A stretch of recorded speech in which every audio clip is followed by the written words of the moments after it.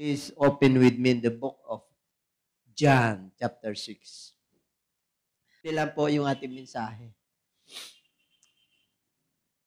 Ang sabi po riyan, okay, 6:20, but he said to them, "It is I, do not be afraid." Then they willingly received him into the boat, and immediately the boat was at the land where they were going. And my preaching this morning is entitled, "It is I. Do not be afraid." Very familiar na po sa atin lahat to, mga viewers. The 5,000 men fed by the Lord. Sa pamagitan po ng 5 tinapay at 2 isda. So very familiar and very common to every believers. Pero sa umagang ito, ako po naniniwala na medyo meron tayong mapupulot na kalakasan muli at manna, the manna from heaven. Pag sinabing manna from heaven, the word of God that cometh from heaven. Because the word of God settled from heaven. Galing po ang salita ng Diyos sa langit. Kaya ito po ay pagkain ng ating mga kaluluwa na hindi napapanis at hindi nabubulok. Okay, John chapter 6, follow the Lord. Why they follow the Lord? Because signs and wonders and miracles followed. Nakita po nila yung miracles ng Lord. That's why multitudes, napakaraming tao sumusunod sa Kanya. Great multitudes. At sabi po riyan, coming toward Him, verse 2. Ibig sabihin, talagang may mga pangangailangan po sila at sila po ay lumalapit sa Kanya. Alam niyo po, ang crowd na 10,000, hindi mo basta-basta maano yan. Ha? Hindi mo basta-basta mapigilan yan. Crowd yan, mob po yan. Lumalapit po sa Kanya. Okay? Kaya dito po, sa verse 3, nung dumating yung mga multitudes, at hanggang verse 4 po yan, nagkaroon po siya ng compassion sa ibang verses. At kasama niya yung kanyang mga alagad, at sa verse 4, dahil po dito, malapit na po ang Passover. Nagkaroon na po ng feast, kaya nagdahahanda po sila. Now, the Passover of a feast of the Jews was near. Okay, nasa verse 5 na po tayo. Then when He lifted up His eyes, nung nakita niya na napakarami yung tao na sumusunod sa Kanya, okay, seeing a great multitudes, lumapit sa Kanya, tinanong niya kay Philip, saan tayo bibili ng pagkain? Why? Kasi nagkaroon po siya ng compassion. Alam niyo po, ang Lord punong-puno po siya ng compassion. Habag. Kailangan kakain lahat ito. Bakit? Magdidilim na eh. Titingnan po natin dyan, magdidilim na po yan. Ang nasa isip natin, ang dilim dito po ay 6 o'clock or 5. Doon po, madilim po doon alas 8.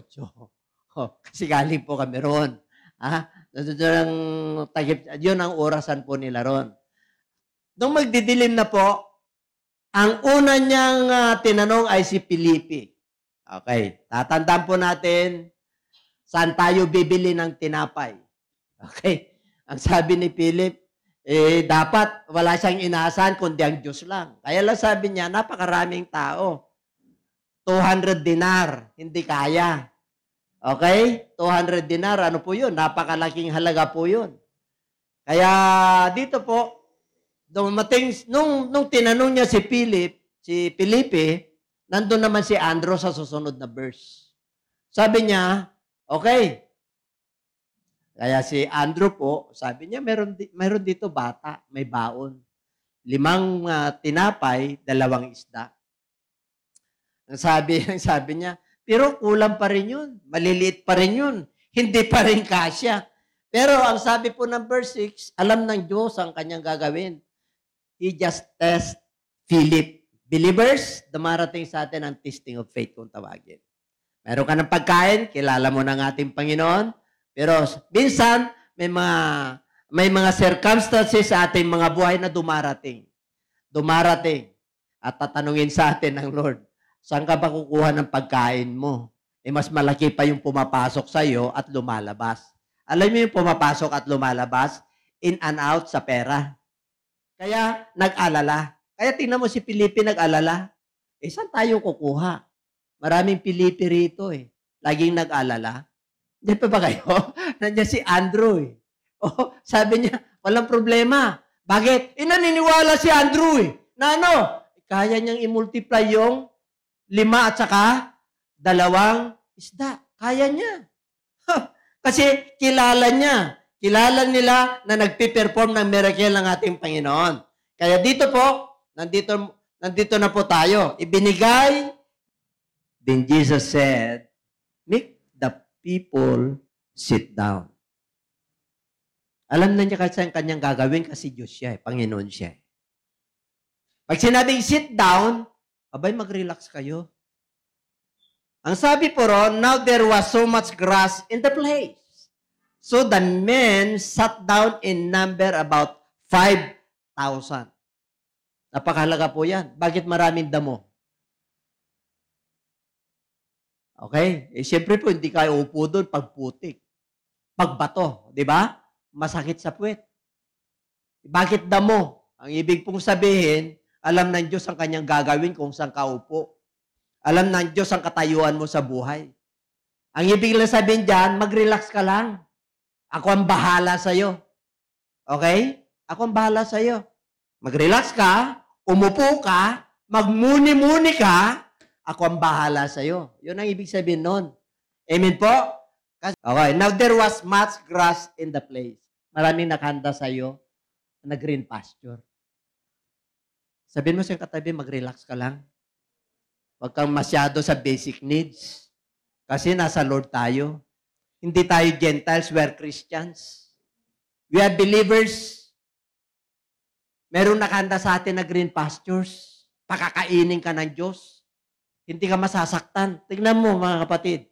Ang dami yan. 5,000 men. Ang recorded lang po 5,000 men. Kasi ang nire-record sa Bible, mga lalaki lang po. Hindi babae. Tingnan mo. Pamilya po ang kasama niyan. Bakit? Nandun yung bata eh. Nandun yung bata. May dala siyang baon. Ano baon niya? 2 isda, 5 tinapay. Anong ginawa ng ating Panginoon? Sige. Umupo na kayo dyan. Ako nang bahala. Anong ginawa niya? Binigay sa kanya yung 2 isda, 5 tinapay. Pinasalamatan niya ang Diyos. Amen? Alam niyo, pag nag-relax na kayo, pasalamatan mo lang ang Lord kahit na wala pa. Yun ang gusto ng Diyos. Kasi mananampalataya ka na eh. Hindi ka na Gentiles eh. Tinanggap mo na siya bilang Panginoon. Di ba? Very power name ang pangalan ng Lord. Inawit lang natin.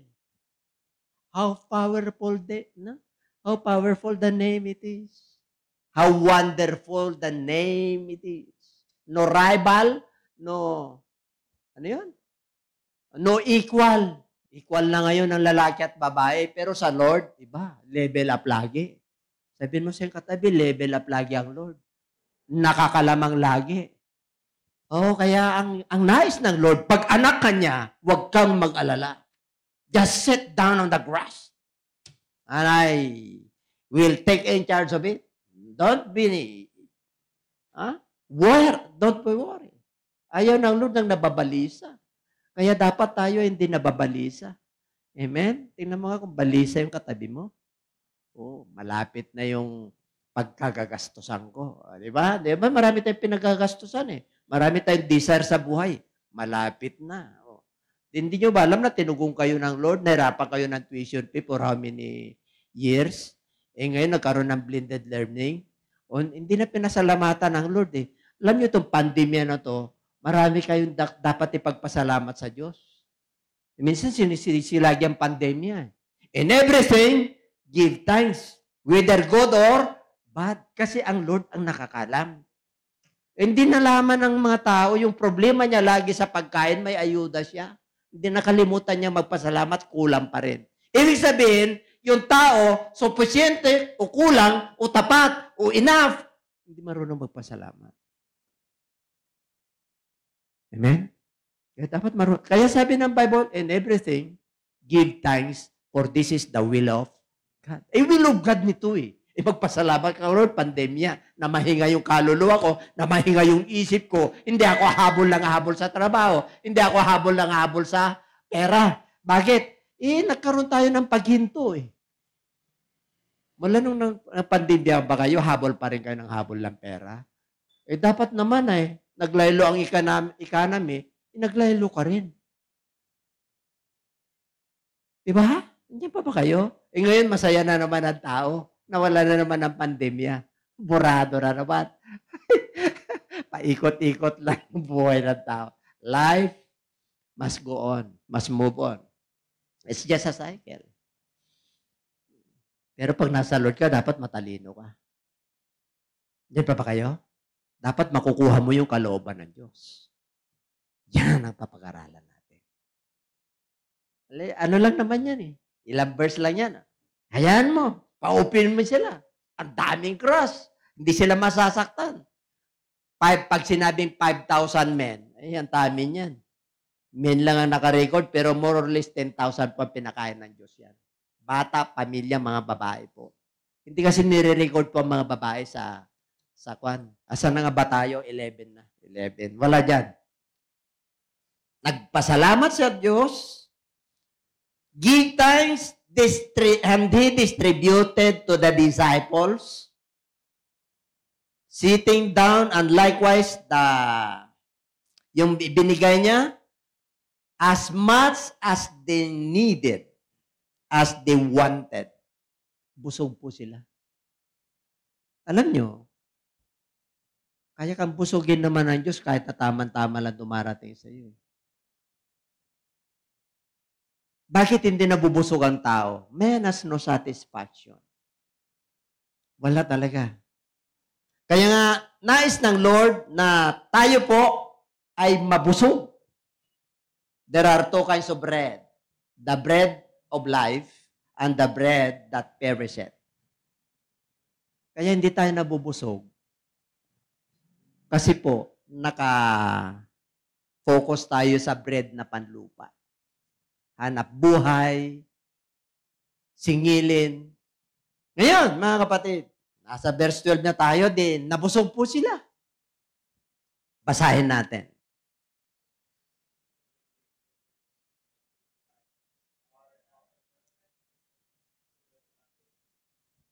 Ayaw ng Diyos na sayang. Sayang yung oras mo, sayang yung panahon mo, sayang yung bread mo, sayang yung talent mo na binigay sa'yo ng Diyos. Because time is moving forward. Dito po, nag-gather nila 12 baskets of barley loaves. Barley loaves po yan, pandesal. Tinapay. Barley po ang kanila. Kaya, nakagather po sila ng 12 basket, tinapay na lang. Asan yung isda? Wala. Tinapay lang. Bahala ka na sa ulam mo pag uwi. Huwag ka na mag-alala. Kanino yung 12 basket? Siyempre po, mga worker ni Lord. Tigisa siya, 12 yun eh. Hindi ka pababayaan ng Diyos pag ikaw ay trumatrabaho sa kanyang ubasan. Amen? Lagi kang may dala. Lagi kang may baon. Kaya sabi niya, gather up the fragments that remain so that nothing is lost. Pandemya na, ang hirap na ng buhay. Oh. Tapos yung ating isip makaraos ka lang ngayon, okay na. Kung dati dalawa klase ulam mo, ngayon isa lang. Mag-adjust ka. Bakit? Yun lang nandyan Tapos ialay mo sa Lord. Bakit tayo nagninigative? Kasi, hindi na nga balanse. Hindi balanse yung paggastos natin. Andiyan pa ba kayo? Tinuturuan tayo ng Lord. Bakit? Kahit na nanalig ako, nanampalataya naman ako, matapat naman ako, Talagang kulang pa rin. Kaya nga kulang yan eh. Ang magpupuno ang Diyos. Makontento ka at magpasalamat ka kung anong darating. Ang ayaw niya yung nag-alala ka. Amen? Kasi doon makakakilos ang Diyos. Oh, tanong ko sa inyo, kinulang ka ba? Kinulang ka ba? Oh, kinulang ka kasi nag-alala ka. Pero pinakain ka ng Diyos. Binigyan ka ng pambayad ng Diyos. Kaya ka nakarating ka rito eh. At bukod doon, may panghasik ka pa. Alam mo yung panghasik? May bini ka pa. May naiwan. O yung bini na yan, pagyabungin mo. Itanim mo muli yan. Ang Diyos ang bahala. Yun ang gusto ng Diyos. Kahit na panahon ng pandemya, matapat ka kasi hindi nagbabago ang Diyos. Ang sabi ng Lord sa Philippians 4:19, ano niya? Rich. Yung ibibigay niya lahat. Because our God is rich. But my God shall supply all your needs. Ano yung supply niya? Needs. Hindi niya ilalagay yung wants. Yung needs mo na pambili, nabili mo ng wants eh. Kaya nag-negative ka. Matalino ka dapat. Amen? O ito yung pambili, pang ano ko. O ito yun. Nag-compute ka. Kasi umupo ka eh. Di ba they were sitting in the ground? Umupo ka. Mag-relax ka. Bahala ang Diyos. Dumating sa akin, 10,000, 15,000 yung lalabas. O. Sige nga. Kahit na nung overtime ko, tapos skill, ialay mo sa Diyos yan. Makakaraos ka. Sabihin mo siyang katabi, makakaraos ka. Oo, yun ang ayaw ng Lord. Lagi, kailan pa ba dumating yung positive? Pag dumarating lang yung pagkakataon na may bonus ka. Diba? Pag may extra ka, may siklip ka, may dumating na blessing sa'yo, mayroon kang kamag-anak sa abroad, naalala ka, maraming para ng Diyos para pagpalain ka. Huwag ka lang mag-alala. Ayaw ng Lord ng sayang. Huwag mong sayangin yung talent mo. Mananampalataya ka. Huwag mong sayangin yung mga blessing na dumarating sa iyo. Kung ano lang yung kailangan, yun lang. Lalo ngayon, kahit na pandemya, yung tama lang. Sabihin mo siyang katabi, tama lang. Kaya yung panghasik sa Lord, nabuubos pa. Yung binhi, nakakain pa. Kaya pagdating ng hirap na hirap tayo. Alam niyo, pag matalino ka, nakangiti ka. Hindi ka nag-alala. Bakit? Anak ka ng Diyos eh. Ayaw niya nang sayang. Ibig sabihin, bakit may sobra ka? Sabihin mo sa katabi, may sobra ka ba? Ang hirap tarungin eh. Ano sabi ng Lord? Yung wala, lalong mawawalan. Yung mayroon, lalong makakaroon. Inuubos mo eh. Yan ang problema. Move on na tayo? Move on na? Masakit ba? Medyo? Pag masakit, ibig sabihin nangungusap ang Diyos. Tangkapin mo lang. Palakpakan natin ang Lord. Kanina, verse 5, in-emphasize ko yan, si Jesus Christ ang nagsalita. Verse 10, si Jesus Christ din. Nasa verse 12, si Jesus Christ din. Sa 13, kinumpleto nila, puno yung basket. Sa verse 14, nakita ng mga tao, tunay itong propeta na to. Pag sinabing prophet sa mga Hudyo, huwag mong kukontrayan yan, pagbabatuhin ka. Mamamatay ka. Kasi pagka-propeta ka, pagka inano mo yung gawain yan, ang taong bayan ang kakalaban sa iyo. Kaya sabi nila, truly, this is the prophet. Sa verse 15, take him by force. Nakita nila na gumawa ang himala ang ating Panginoon. Nagpakain siya ng napakaraming tao. Magic? Di magic yun. Real yun. Real. Nakita ng mga tao, hindi na tayo mababalisa. Gawin na lang natin, sumunod tayo sa Kanya. Gawin nating hari. Bakit? Pakakainin tayo eh. Nabusog tayo eh. May sobra pa eh.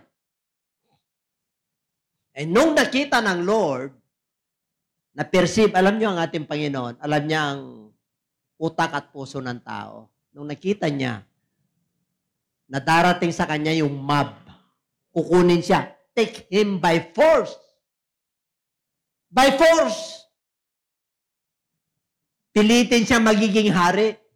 Panahon ni Kristo, anong ginawa? Pumunta siya sa bundok, hiniwalay niya yung kanyang sarili. Umiwalay. Bakit? Hindi naman. Kaya niya naman eh. Pinakita niya lang sa tao na kaya niya mag-provide. Pinakita niya sa tao na Panginoong Diyos siya. Kasi sa verse 16, yung mga disciples din humiwalay. Ang Panginoon na sa bundok, ang mga disciples pupunta sa boat. Pupunta sila sa kabila. Bakit? Kukuyugin sila ng napakaraming tao eh. Pinagkahiwa-hiwalay po sila. Okay? Yung mga disciples pumunta sa Capernaum, kaya lang, sa verse 18, nagkaroon ng problema. Bakit? Grabe ang alon. Humampas yung ano nila.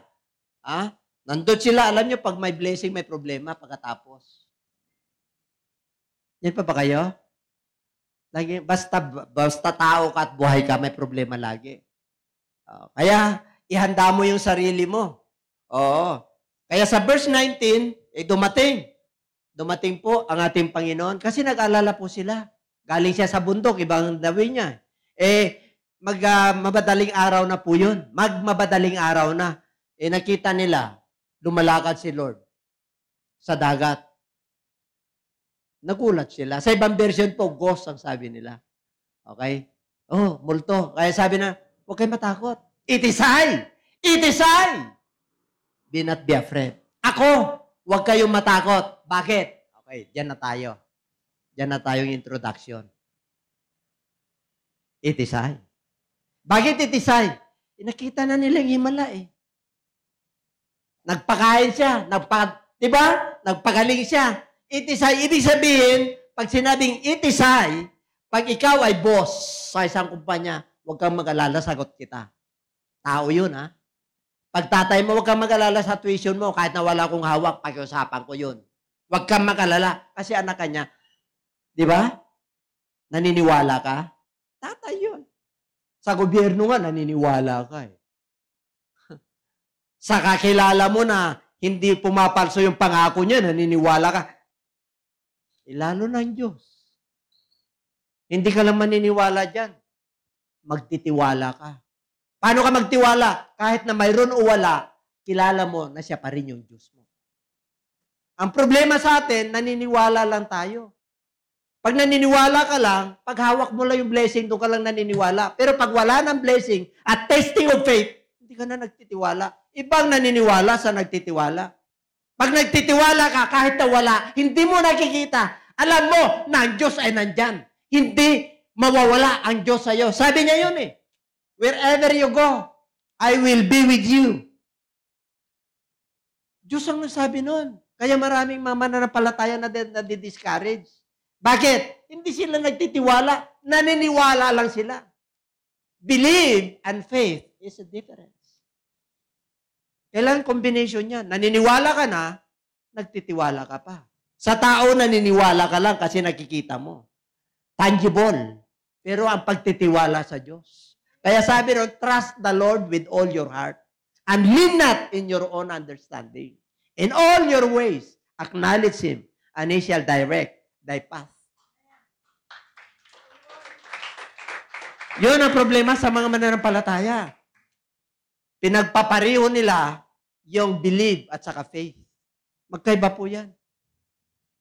Ang faith sa Lord, ang believe sa tao. Ang faith, and believe sa Lord. Dalawa yan. Maliwanag.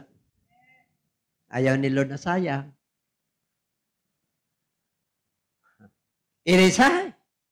Pag sinabi ng Lord na itisay, at ang Diyos yun, kahit na wala pa, yun ang pananampalataya ko. Darating ang panahon ng Diyos na bibigay niya sa akin.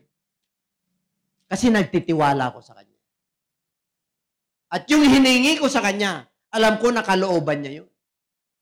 Kasi para sa Kanyang kalwalhatian yung hiningi ko sa Kanya. Kung para sa iyo lang, ay hindi niya ibibigay.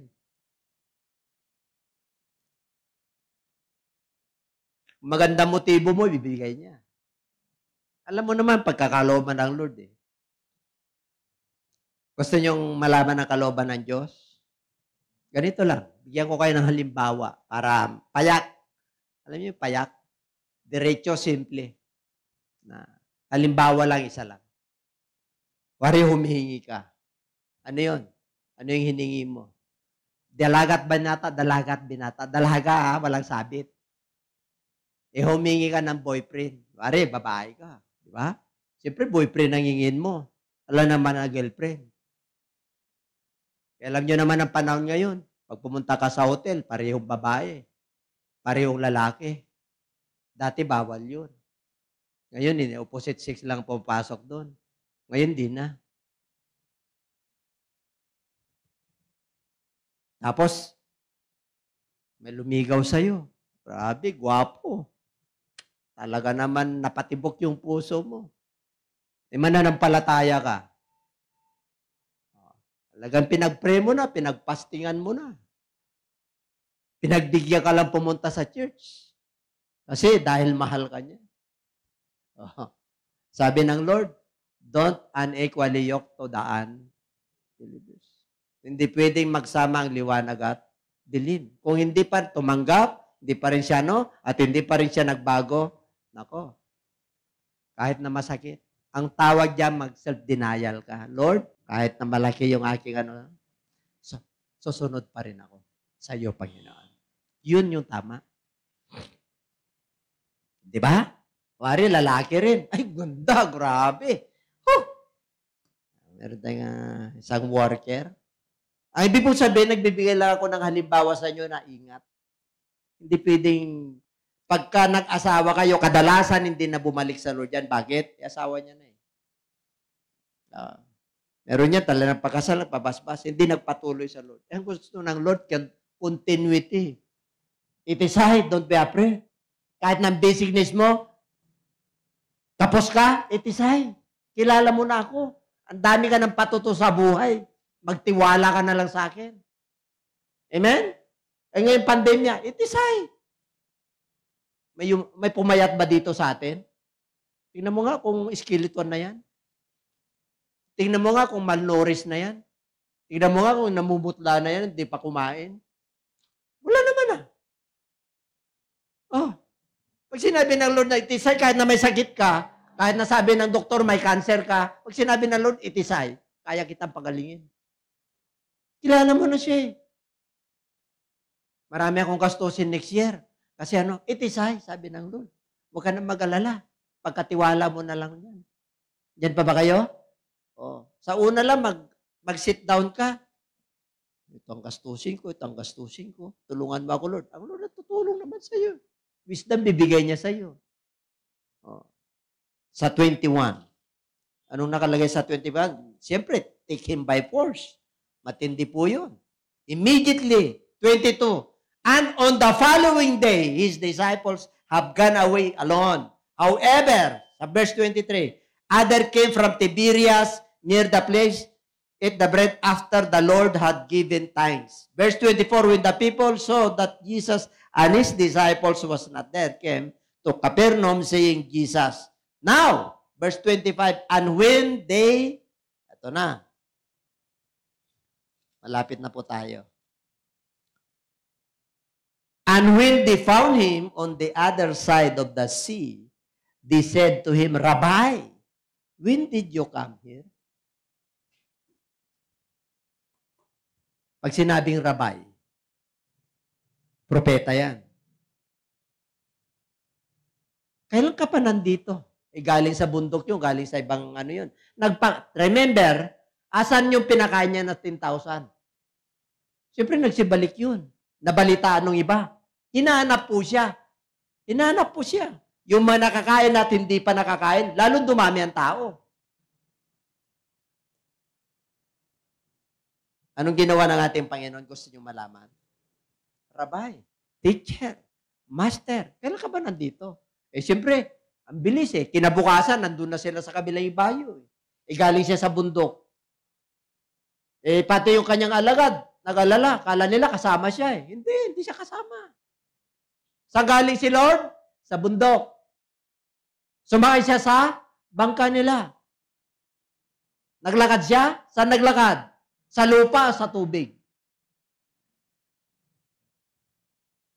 Di ba sa dagat? Sabi niya, Rabbi, hinahanap ka namin Bakit? Dito na tayo mag-ending. Basahin natin.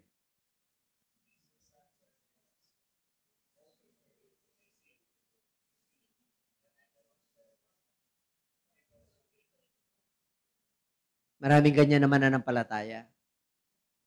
Nag-church kasi may paghinabang.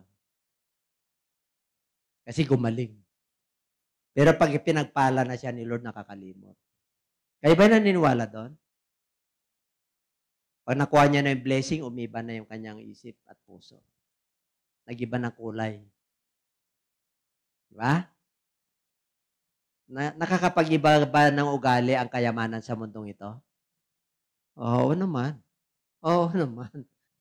Merong pagtawag sa iyo ng Diyos. Hindi lahat lilinyahin mo dahil mayroon ka. Yan pa ba kayo? Kaya yan na bumabagsak ang tao Pag nagkaroon ng power, nagkaroon na ng pera, yaman sa mundong ito, nagkaroon na siya ng achievements, umiba po. Back to gusto ng Lord, if you want to maintain the blessing of the Lord, humility and humbleness. Alamin mo kung saan ka nanggaling. Nanggaling tayo sa labok. Kung pinagpala ka ng Diyos, huwag kang tatayog.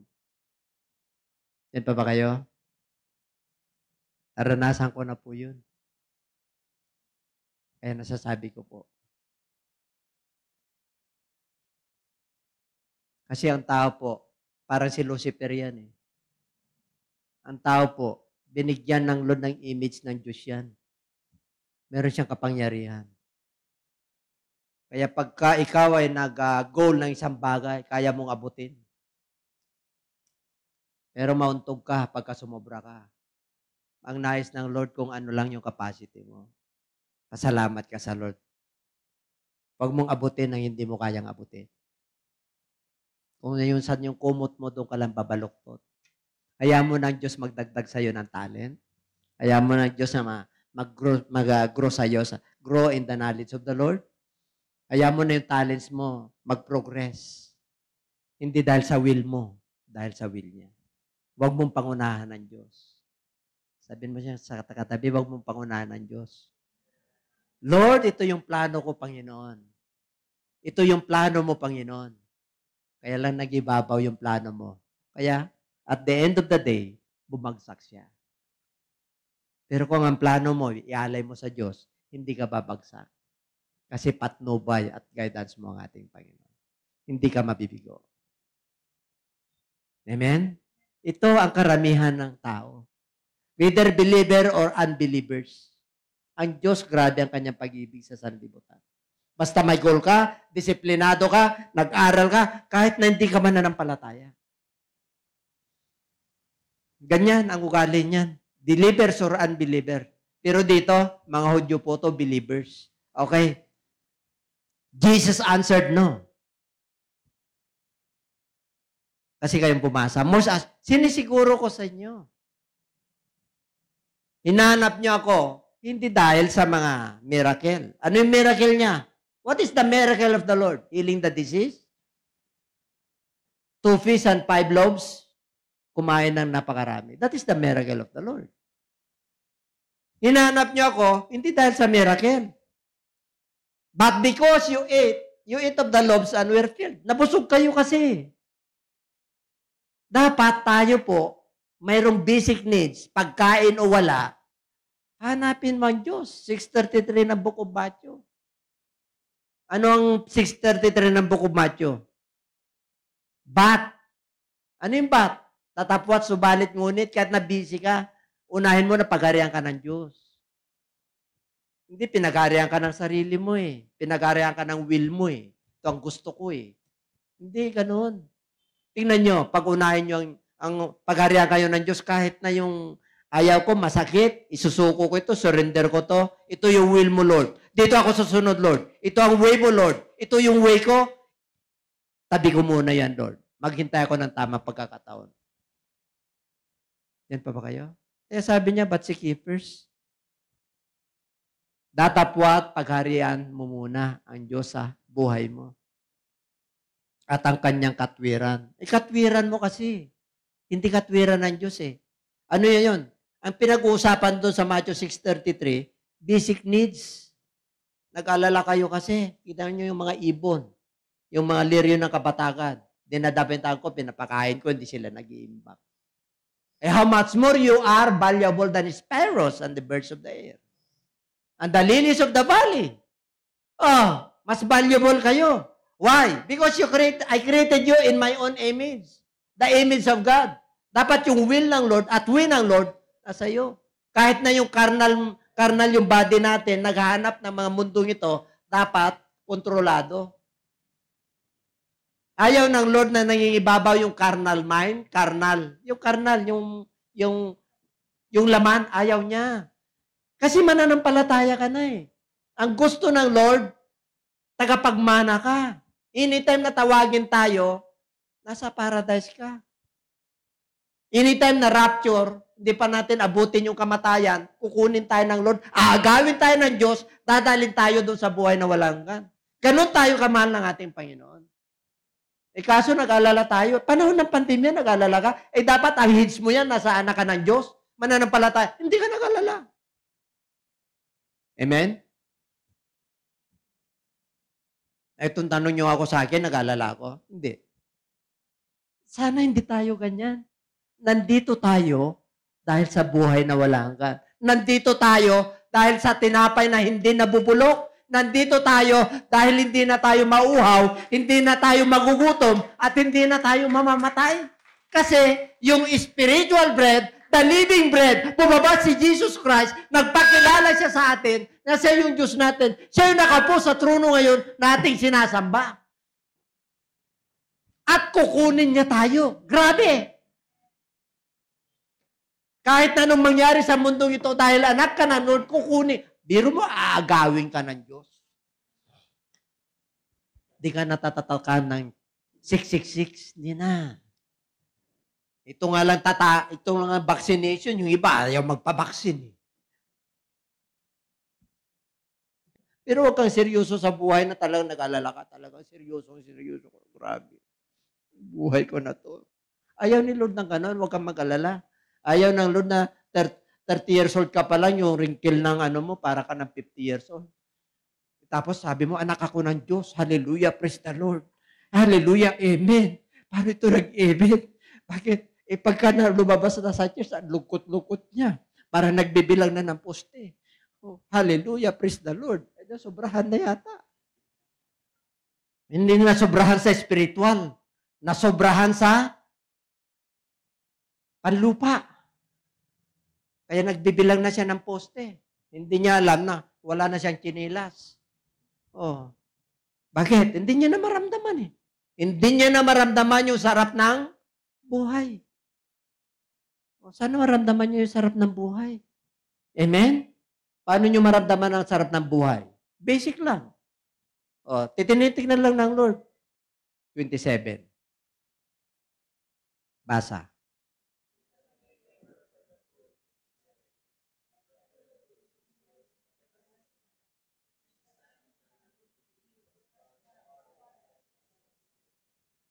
Labor not the food that perishes. Huwag kayong magpagal at mag-focus sa mga pansamantala. Pagigihin mo yung ginagawa mong trabaho mo para sa pamilya mo, okay yan. Pero huwag mong ibuhos yung pagod at panahon mo dyan. Bigay ka ng panahon dito. Ito yung tunay. Gusto niyo na makamtan ng kapayapaan at pagpapala ng Diyos?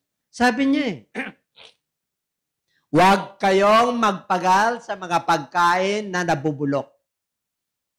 Bagkus ang mga pagkain na tumatagal, buhay na wala hanggan. Ibinigay sa iyo ni Jesus Christ sapagkat ang Diyos has set His seal on Him. Siyang nag-approve. Siya yung inutusan ng Lord bilang Panginoon sa lupa. Ibig sabihin, lahat ng kanyang sinabi, paniwalaan mo. Sumunod ka sa kanyang instruction. Kasi sealed yan. Nandun na po siya. Hinihintay niya, tinitignan niya tayo. Kung tumama man yan, pananampalataya na lang. Ang mayari ng buhay, ang Diyos. Di ba? Kahit na anong virus yan, pag-ahawak ng Diyos ang buhay mo, buhay ka. Huwag kang mag-alala, hinanapan ka lang ng pananampalataya. Huwag ka nang mag-alala, kaya sabi niya, dito na kayo. Bakit? Nakasild na kayo eh. Sigurado ka na eh. Nasa pananampalataya ka na. Anong sabi ng ating Panginoon? Hallelujah. Matthew 6:19, 20 to 21. Don't lay up your treasures on earth. You know why?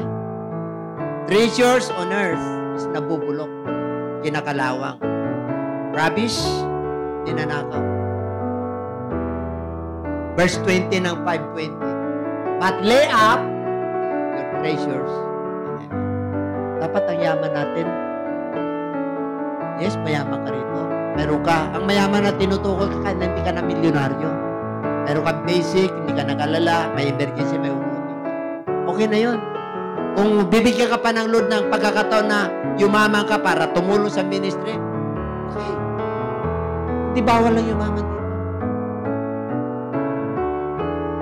Ang masama, mayaman, pero mahal niya yung pera. Loving of money. Protocol. Pero kung ikaw ay naghanap buhay ka, sunirta ka, pinagpala ka ng Diyos, sa kasusunod mo sa Diyos, fine. Amen? Pinayaman ka, pinayabong ka dahil mayroong kang ministry sa gawain ng ating Panginoon. Lay up your treasures in heaven. Bakit? Walang corruption dun. Walang magnanakaw na papasok. 20. For where your treasure is, there your heart will be also. Saan ang yaman mo? Saan? Kailan pala? Meron ka na rito, yaman ka pa sa Diyos. Huwag niyong gawing imbalance. Yan ang sikreto ng matagumpay ng Christian. Amen? You want to become good success? This book of the law shall not depart out of you. Meditate therein day and night. Observe all things that are written therein. Lahat ng nakasulat dito, sumunod. Mahirap, self-denial, payapa, pagpapala, sumunod ka. Kasi ang pagsunod po, merong bagyo, merong struggle. There is an struggle. There is a self-denial. Taking up your cross and follow Him daily. Kaya kung gusto mo na makamtan ang buhay na walang kan at masaganang buhay, nandito ka pa lang, mayapa ka na, may pag-asa ka pa, may pag-ibig ka na, hindi tayo perfect. Pero sa harapan ng Lord, everybody say, it is I, don't be afraid. Ako ito, huwag kayong matakot. Mananampalataya, worker of God, pastors, viewer, sabi ng Lord, nakamtan mo na ang pagpapala ng Diyos. Ako ito, huwag kang mag-alala. Merong sini yan eh. Ako ang bahala sa iyo, sagot kita. Ang Lord it is I. Ako yun, kilala mo na ako, master mo, Lord mo, Diyos mo ako, huwag kang mag-alala sa bukas. Sagot kita. Sinabi ng Lord, I am with you forever. Kahit sa kamatayan, sasamahan ka na Diyos. Kasi, natutulog ka lang. Bubuhayin ka sa takdang panahon. Sinabi niya yan. Sa Thessalonians, yung mga namatay kay Kristo ang unang babangunin. At tayo naman na nabubuhay kay Kristo, na naiwan, ay aagawin niya tayo. Paitaas! Paano ka tataas kung nakapokus ka rito? Kung yaman mo nandito. Kailangan ng yaman natin ito. Bakit? Nasa Father's Prayer yan, Lord's Prayer. Thy kingdom come, thy will be done on earth as it is. Siya yung Diyos na sa lupa. Siya yung Diyos na langit. Siya yung Diyos natin noon mula ngayon hanggang magpakailan. Believers, it is I. Be not be afraid. Anong pinagdadaanan mo? May cancer ka? Viewers, ang tindi ng problema mo sa pera? Sabi ng Lord, it is I. Do not be afraid. Pero kayong emotional stress, problem, hindi ka nakakatulog. It is I. Payapa ka. Wala kang ano ngayon, wala kang trabaho. Hindi mo alam kung saan ka kukuha. It is I. Huwag kang makalala. Diyos, ako. Kilala mo ako. Ano sabi niya ng Book of Revelations 3:20? Behold, I stand at the door and knock. And if you hear my voice, if you will open your heart or the door of your heart, I will come unto you. I will sup with you and be with me. Ang Diyos nandyan lang. Kahit na marami po tayong pagkukulang. Kahit na nag-alala po tayo. Dami tayong complain. Pero ang Diyos nandyan. Makatok lang. Nakatayo lagi sa ating mga pintuan ng ating Diyos. Papasukin mo siya. Huwag mangunguna yung sarili mo. Hayaan mo na mangusap siya sa iyo. Hayaan mo na mangusap sa iyo sa pamagitan ng kanyang salita at sa Holy Spirit. Hayaan mo na mangusap sa iyo ang ating Panginoon sa pamagitan ng sitwasyon. And everybody say amen.